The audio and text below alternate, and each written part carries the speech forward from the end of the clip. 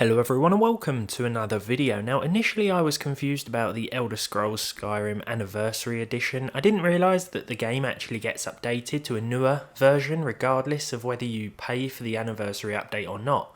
Firing up Steam this morning put to rest any misconceptions I had, and one thing I noticed under the game fixes was a note that read General Performance Optimisations. As someone who enjoys benchmarking games just as much as playing them, I had to investigate. Today we'll be comparing the performance of the previous 1.5.97 version to the latest 1.6.318.0.8 anniversary updated release of Skyrim. I'm using a fairly modest AMD FX 6300 and GTX 760 PC, which also has 8GB of 1600MHz dual channel DDR3 RAM installed, as well as Windows 10. I don't expect there to be much of a difference, but anytime performance changes are mentioned in the patch notes, I'm always curious to find out whether or not changes are actually significant. I also noticed that the game's minimum and recommended requirements haven't been updated either, so I don't think there's anything to worry about for lower end system users. If you could run the game last week at 30 frames per second, well, you'll still be able to, and that's what I'll be demonstrating here. I used the 1080p Ultra preset, which no doubt proves pretty challenging for these components when it comes to hitting a 60 FPS target.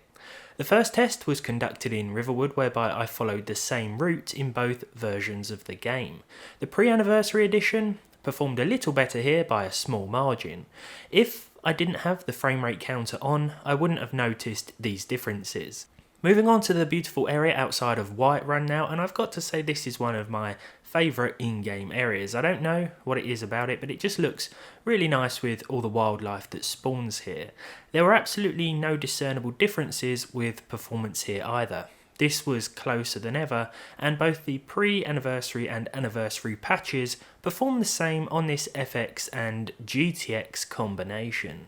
Moving on to the third and final test, and this time I got into some combat at Bleak Falls Barrow. Again, it's a similar story, only this time the 0.1% low was slightly better with the latest version of the game, as opposed to the Riverwood test where the old version gave us a higher percentile figure.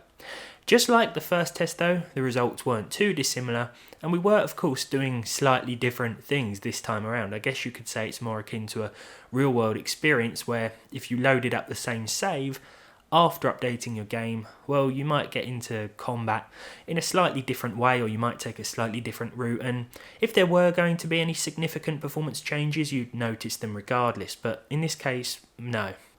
So while performance isn't any better or worse, it's just the modding to think about. That's broken, but the game itself isn't, at least not in terms of how it runs. Thank you very much for watching then. If you enjoyed this one, leave a like on it down below. Leave a dislike if you didn't. Subscribe to the channel if you haven't done so already, and hopefully I'll see all of you in the next one.